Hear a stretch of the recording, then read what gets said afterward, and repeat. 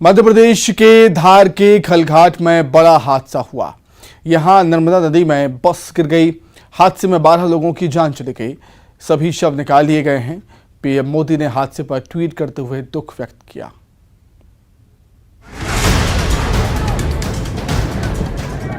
इतना दर्दनाक हादसा कि बस के परखच्चे उड़ गए, तो सोचिए इसमें जो सवार थे उनका क्या हाल हुआ होगा। बताया जा रहा है इतनी ऊंचाई से नदी में गिरने के बाद बस में सवार एक भी शख्स को जिंदा नहीं बचाया जा सका। ये तब की तस्वीरें हैं जब बस को नदी से बाहर निकाला जा रहा था।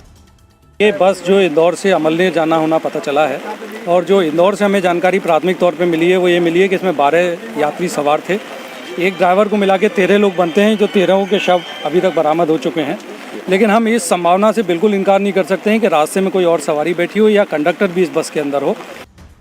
रेलिंग तोड़कर बस जब नदी में गिरी तो हड़कंप मच गया।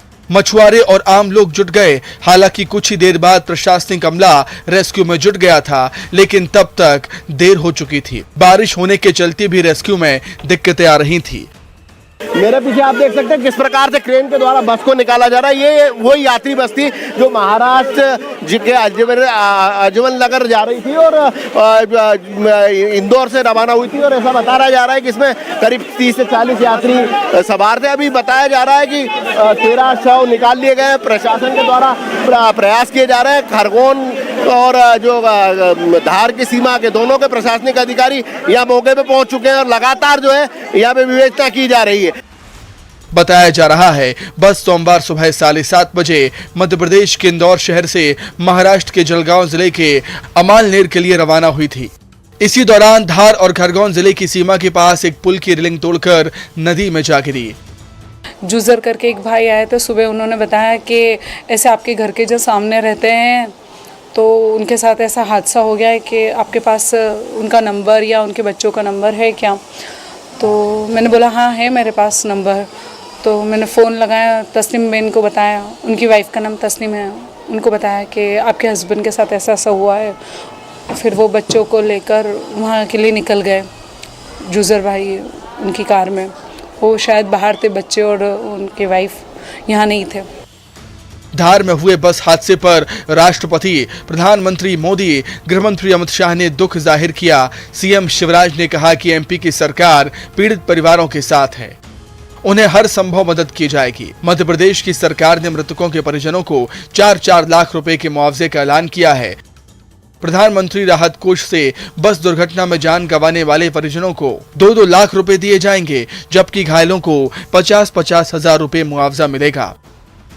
लोगों को बचा नहीं सके, अब तक 13 शव निकाले जा चुके हैं। संकट की इस घड़ी में हम पीड़ित परिवारों के साथ खड़े हैं और अपनी ओर से हर संभव सहयोग करने का प्रयास करेंगे। कमल वर्मा निवाजी पाटिल 55 साल, पिलौदा, अमलनेर, जलगांव, इस तरह के नाम जो अभी तक शिनाख्त होती जा रही है वो आएंगे। जैसे जैसे आते जाएंगे हम आपको बताते जाएंगे। अभी तक शिनाख्त में नहीं आया है। और भी सर लोग, क्या संख्या इतनी थी कि और भी? अभी उसमें संख्या जितनी थी उतनी ही मृत हुए हैं। बरघाट में बहुत बड़ी दुर्घटना हुई है, हम शोक व्यक्त करते हैं और हम अपनी तरफ से जो कर सकते हैं हम करें। जो भी सरकार से बन रहा है, सरकार पूरी तरीके से पूरी ताकत के साथ, संवेदनशीलता के साथ वहाँ जुटी हुई है।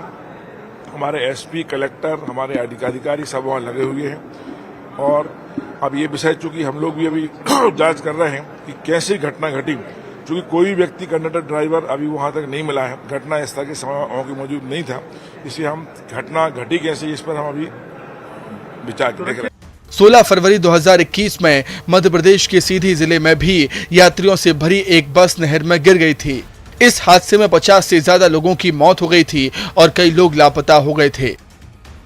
घटना के बाद 5 दिन तक लापता लोगों की तलाश की गई थी। नहर के 35 किलोमीटर के दायरे में तलाशी अभियान चलाया गया था। Bureau report, news 18 Madhya Pradesh Chhattisgarh. तो जो बस हादसे का शिकार हुई वो इंदौर से महाराष्ट्र के जलगांव के लिए निकली थी। धार और खरगोन जिले की सीमा के पास एक पुल की रेलिंग तोड़कर बस नर्मदा नदी में जा गिरी। बताया जा रहा है कि बस में इंदौर से 12 यात्री सवार हुए थे।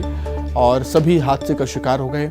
हादसे के बाद एमपी सरकार ने, मध्य प्रदेश की सरकार ने 4-4 लाख रुपए का मुआवजा देने का ऐलान कर दिया है।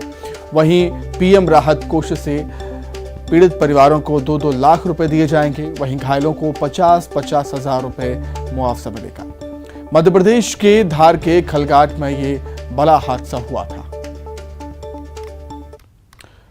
आगे बढ़ते हैं।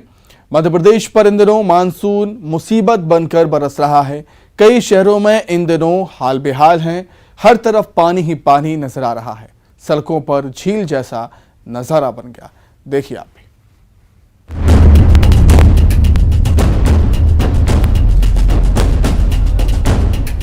एमपी में बारिश का दौर जारी है। बारिश की वजह से जनजीवन अस्त व्यस्त है। हर तरफ पानी ही पानी नजर आ रहा है। सड़कों पर झील जैसा नजारा बन गया। नदी नाले उफान पर हैं। आगर मालवा में भारी बारिश की वजह से कई इलाकों में पानी भर गया। हरदा में लगातार बारिश से अजनाल नदी उफान पर है। शाहजहांपुर में भी बारिश की वजह से नदी नाले उफान पर हैं। नर्मदापुरम में भी बारिश ने बेहाल कर रखा है। हरदा शहर में एक बार फिर बारिश का कहर जारी है। लगातार हो रही बारिश के कारण शहर के निचले इलाकों में एक बार फिर जल भराव हो रहा है। लगातार 2 सप्ताह में तीसरी बार शहर के लोग जल भराव की स्थिति का सामना कर रहे हैं। वहीं प्रशासन ने सतर्कता बरतते हुए निचले इलाकों में रह रहे लोगों को इलाका खाली करने के लिए निर्देश जारी कर दिए हैं। वहीं प्रशासन ने इन लोगों के ठहरने की व्यवस्था विभिन्न समाजों की धर्मशाला में की है। प्रवीण सिंह तंवर, न्यूज़ 18 हरदा। हरदा में लगातार हो रही बारिश अब लोगों के लिए आफत बन गई है। नर्मदा समेत सभी नदियां उफान पर हैं। अजनाल नदी का जलस्तर बढ़ने से शहर के निचले इलाकों में जल भराव हो गया है। आलम यह है कि जल जमाव के चलते खंडवा स्टेट हाईवे भी बंद हो गया।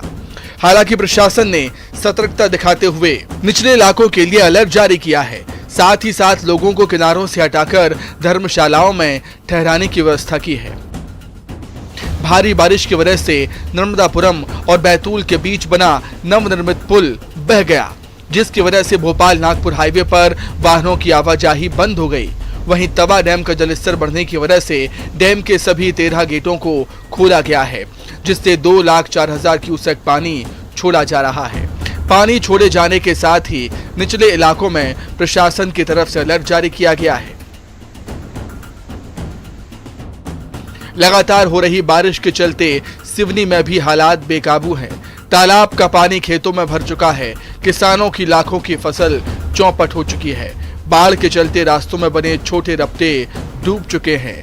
कई गांव से जिला मुख्यालय का संपर्क भी टूट चुका है।